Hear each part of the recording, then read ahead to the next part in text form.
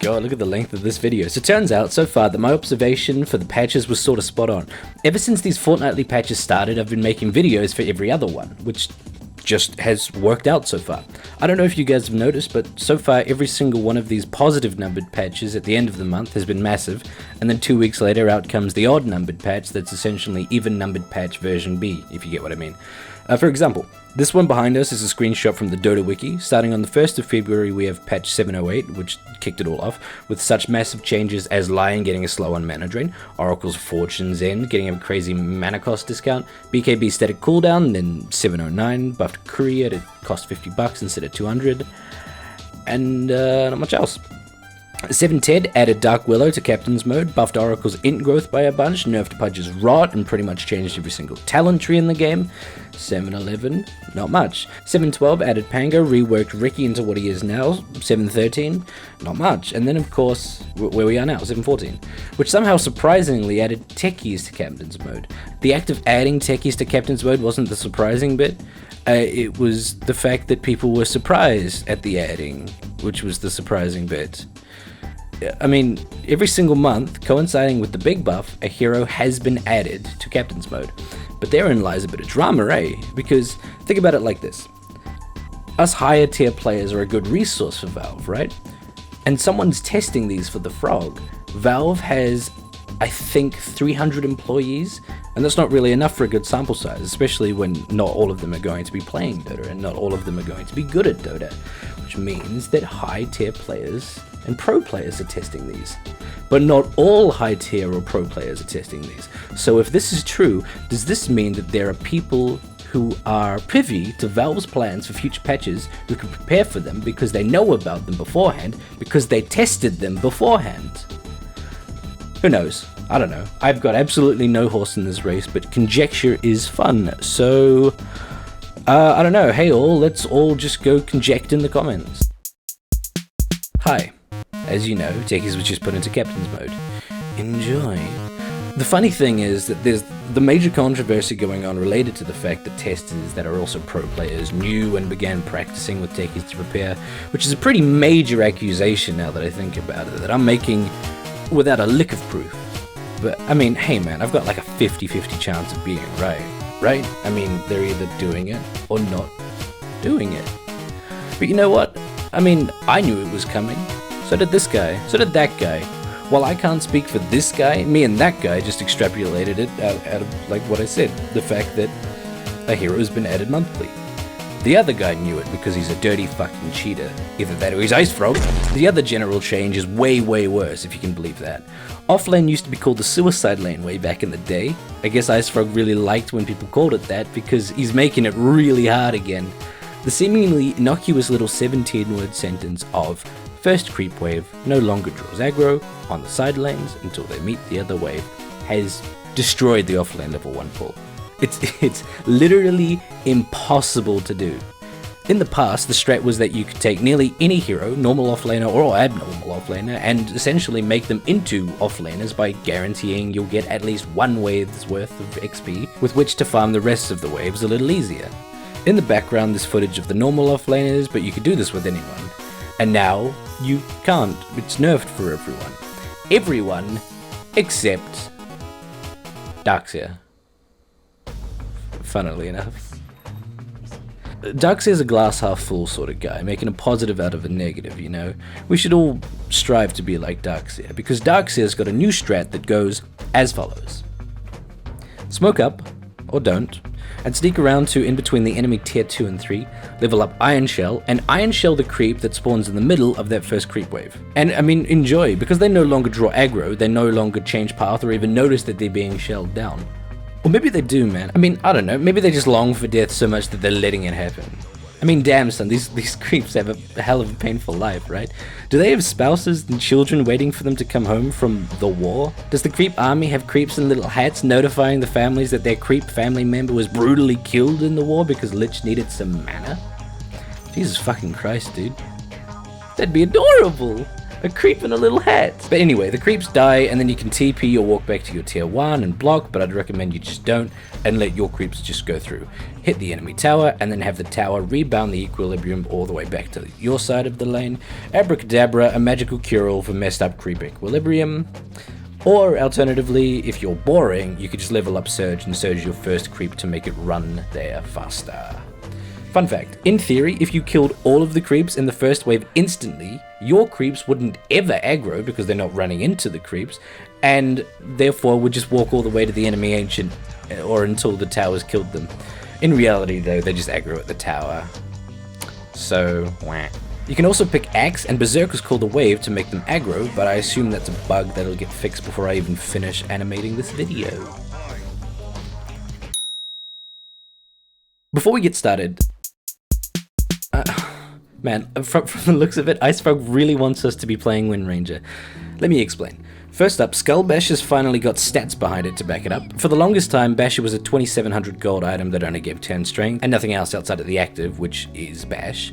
Bash is one of the better passives, as we all know, yet people didn't buy Basher because obviously it's mostly for melee heroes, and of those melee heroes, most need more stats in their item purchases. I say mostly for melee heroes because I only half-jokingly want to see it picked up on more high attack speed ranged heroes like Clinks and Gyro with Ags, and Wind Ranger. And who knows, maybe with the plus 25 damage, Basher turns out to be the secret to making Wind Ranger great again. But that's not what I meant with Icefrog wanting us to play Wind Ranger. Now, Bash no longer piercing evasion, that is a point in Ranger's favor. Same with MKB's new recipe giving 52 damage and 10 attack speed with a proc of 100 magical damage, which is eerily similar to what it already was way back, and I still had the same complaint then. I mean, if MKB gives damage and a proc chance for more damage, then why not just buy Daedalus for more of that? Maelstrom's also becoming a greater item for Ranger, giving more damage but less attack speed, which is absolutely stats that Ranger needs. She already, gets max attack speed. Old Maelstrom's stats were wasted on her. Dagon's gotten better as well, although peer pressure will keep you from really noticing that anyway, because you'll feel bad for picking it up over more better items, but trust me, a 33% discount of mana cost means that even more heroes can build at least Dagon 1 in a snowbally game, you know? Like, funnily enough, talking about snowballs, Tusk, and Bloodseeker, and Phoenix, and Nyx, and Arkwarden. Heroes who are classified as nukers who benefit from Dagon, but previously couldn't use it because of a lack of mana, you know? Force Staff, however, took a major hit today. Yikes, dude. I mean, while it's the same gold cost, you now get 60% less HP regen, but a 300% mana cost increase, meaning that exactly the opposite of Dagon's perks have happened here. It is now really hard to get this on anyone except for high mana int heroes, which is terrible for me and my strat of getting it on every hero. Remember, I used to advocate for this on Quap. Enchanted Manga was on sale for 70 gold, which I don't really understand. The wording implies that this is literally a temporary thing and the price will go back up to 100 in a couple of days. I guess we better stock up now, which is made easier by the fact that daily bonus heroes get 2 of the damn things. The day where Ogre Magi is the daily hero is the day Ogre Magi will have a 90% win rate. But other than that, it's just sort of worse. And finally for items, Sange got Greater Maim. So if you don't know what Greater Maim is, it's 40% chance on every hit to slow an enemy by 26 movement speed, I think, for 2,000 gold. Eye of Skadi costs 5,500 gold and slows by only 11% more. And I'm all for this change. Finally, Sange is going to take the spotlight from his more douchey brother Yasha. Wow, dude, cool. Everybody's going to pick you up because you're an item that gives movement speed. Boo. Oh my god, alrighty. Okay, so this is already the length of a normal only way to play guide, and we're about 40% of the way through. So, I only want to talk about the bigger changes, and changes that you might not fully comprehend the gravity of. Otherwise, this could turn into a Purge-esque 12-hour marathon, and it gets hot in this astronaut suit. So please. First off, Bloodseeker has been given a really nice quality of life buff in that Blood Rage's cooldown at level 1 now matches the duration, meaning you can constantly have it on with a 100% uptime. You used to have to level it up twice for the same effect, but now we can use that point in an extra Thirst, or an early Blood Rite, or still using it on Blood Rage because at level 2 now, the duration is 10 and the cooldown is 8, meaning that you can have it on yourself and an enemy and kill it for double the Blood Rage heal and 150% of the damage. If you kill a melee creep, that's 250 health back. And if you've got 70 damage at level 1, nice dude. Blood Rage twice now means you're hitting for 120 damage. Yeah, Invoker, nice Exhort, try denying me now, bruh. No, you will die in 3 hits if you Blood Rage yourself next to that Exhort Invoker. Brewmaster's getting better and better with that Octarine plus level 25 talent build. If you don't know, it it lowers your primal split to only 6.25 seconds of downtime. Because now Brewmaster's Fire Spirit has a constant Radiance burn of 60 damage, with stacks with your actual Radiance burn of 60 also. You're walking around dealing 120 damage a second by just existing. That's as much as a constant Pudge Rot in a massively larger AoE, and without killing the person using it. Broodmother, on the other hand, took a devastating nerf, and once again shows herself as a hero that Icefrog has no idea what he wants to do with. Broodmother spiders now give pitiful gold, which is good, but they give pitiful gold because they're so easy to kill and deal no damage. I mean, literally. With the Stout Shield, they do absolutely no damage. With 2 Stout Shields, you can actually gain health because your base regen is more than what the spiders would deal. But weirdly, Broodmother's considered an OP hero. Just build shield against her. On everybody. And yeah, that includes ranged heroes. If it's wrong, but wins games, it's not wrong. Ember Spirit just got buffed. Searing Chains was a weird spell that you needed 2 levels in before it was really decent. Now at level 1 you have 1.5 seconds of stun, which is pretty good. And now you've got, yet again, a free skill point to do with what you will. But I mean, all of that is just chump change compared to IO. And you're probably jumping to conclusions and assuming I'm going to talk for hours about this guy, because I always talk for hours about IO. Well, you presumptuous prick, you're absolutely right. Tether, as we know from last patch, has no duration limit and matches the movement speed of the creep that you tethered, and also still gives movement speed to both you and your tethered unit. I explained all of this to Patreon followers a month ago, but I have to re-elaborate because this is huge for carry IO. You can skip boots completely, entirely, because you have absolutely no need for boots at any point in this game, which means you are immediately 1000 gold closer to your next core item than the enemy, unless the enemy is like a weaver or something. Every other hero needs to get boots before he starts getting the items that he actually wants. So, take IO either off lane or mid, skip boots, and go straight into Helm of the Dominator. Trust me. And I mean, it's not even a ha-ha funny joke. IO's building Helm of the Dom. What a troll. It works, dude. Helm of the Dominator sets the Dominated creep's base movement speed to 425. 425, which you further increase at tether to get a minimum of 455 movement speed, with or without boots, because from last patch, boots doesn't matter, because you're not increasing your movement speed or decreasing your movement speed, you are setting your movement speed to the tethered unit's movement speed. You could be hasted and tether to someone slower and then become slower, so you can skip boots. And if you don't believe me, look at Dota Buff. These are Divine 5 players, top 100 IO players. I mean, there's a couple of top 5 IO players here, top 10s, top 20s. I mean, like, crits in there doing it. For the cost of 600 more gold than Arcane Boots, you get movement speed, more attack speed, more HP regen, more stats, and funnily enough, the classic copy pasta. Usually when someone brings up Yules, it goes, Yules is pretty good. Cheapest item in the game that can interrupt channels, cheapest item in the game that can purge debuffs and can be used to set up or escape ganks, gives you bonus movement speed, good on all heroes, helps you farm faster, good for both early game and late game. Man, Helm of the Dominator sure is a strong item. And yeah, it's totally true. You can have whatever you want with this strat. Check out my Only Way to Play Jungle Creep special for the bigger rundown, but moving on. Long ago, I said that spirits were needlessly complicated and could use a quality of life change. And boy, now that it's happened, people hate it. I love it. Tether Slow has now been moved to spirits, which funnily enough, means they've regained this ability from when IO was created until 2011, when IO lost the slow. Which gives precedent for Gambler, a hero removed, to be re-added. Oh god, you thought techies in Captain's Mode was bad. Whoo boy. Spirits now only have one sub-ability with a 1.5 second cooldown that moves spirits from 100 range to 700 range, or the reverse. You can still Spirit Bomb, which is a weirdly fitting name, so don't worry. The skill floor was pretty much just lowered a lot at the cost of the skill ceiling being lowered a lot too. But mostly it's just a quality of life fix that I love. So here, To wrap up, I am launching a mid-IO guide right now. Rust Soul Ring, then Helm of the Dominator, then Earn, Mech, and Desolator. Dominate either the Ghost Creep for the slow or whatever creep you need situationally. Get the level 25 negative 60 second relocate cooldown. Then level 20 Tethered to Attack Talent, and then sit in the fountain, casting Relocate on alternating lane towers. Left, right, left, left, right, left. Through backdoor every 30 seconds. With Deso and a good base attack time creep, you can literally backdoor every building.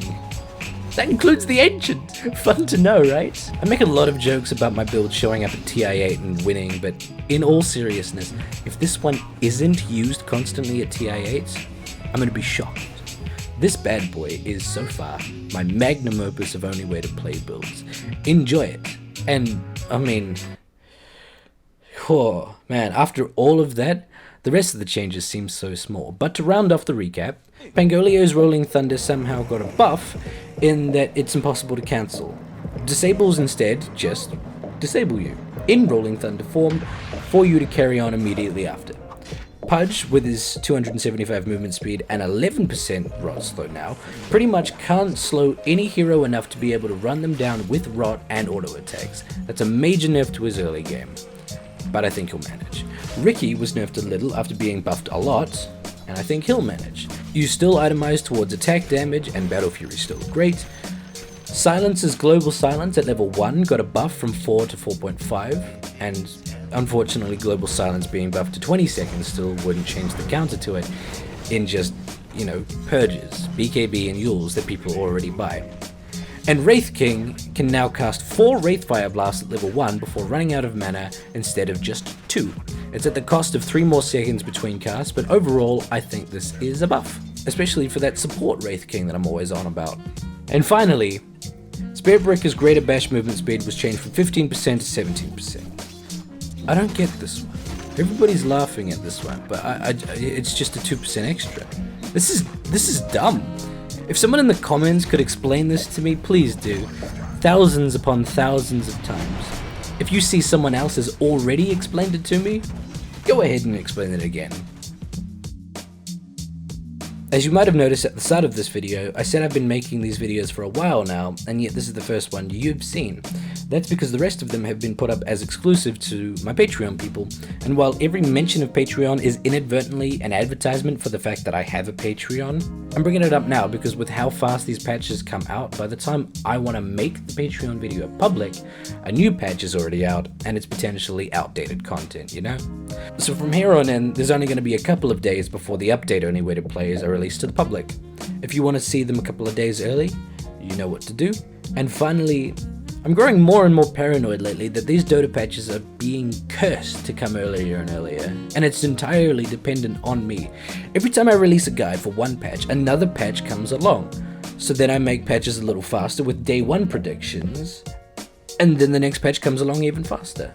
Basically what I'm saying is that if there's a patch every 7 days, sorry.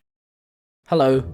This episode was brought to you by Chris, 1996, Free Kill, Foxy Fucking Loxley, Lucas Cocoon, Michael Robb, Mind Siege Towers, Official Brony TV, Sir Lazarus Dibson, Yes It Is Me Ren, The Adam Sandler Attack Grab, Asbestos, Bow Wow, Colo Joe, Edgar Birchall, me, I Eat Ass, I mean I can't pronounce the German way, so it's literally, it just translates to I Eat Ass, Kim Nelson, Milocott, Mr. Magic aka The Tones, Redless, Shadow Sweetheart, Squatty McFlitty, Tefetu, Apache Mari wearing a headwear nicknamed as Hatcrafter, Ashen Rabbit, Carbon Bond, Christian Ryder, Cody Richards' Little Shit, Doziel, English Breakfast Tea, Freed of Malachor, Jeff Miller, Grumman, Hi I'm Eric and I'm a filthy fucking slug first picker, Jolly Jew Giant, King Gizzard, and the Shitty Wizard, Leon Silver, Leonard, Tsunami Shadow, Mr. Willie, Much Skill Very Pro Wow, Neutral Platonic Land Brace Vertebrae, Orange for the Sky, Procrastination Studios, Pro S, Punith P, Raphael Silver, Rhett Mitchell, RJ shouldn't have to play position 5 every game. Yeah, I agree. Why don't we just remove position 5 entirely? It would save all the arguments. Anyway, Ryan Webb, Rugu Mafleur, Serendipity Doodah, Shaka, Shiva's Guard, Scar, Slap a Leg of Lamb on the site for it, Spencer Davis, Taco Boom Dog,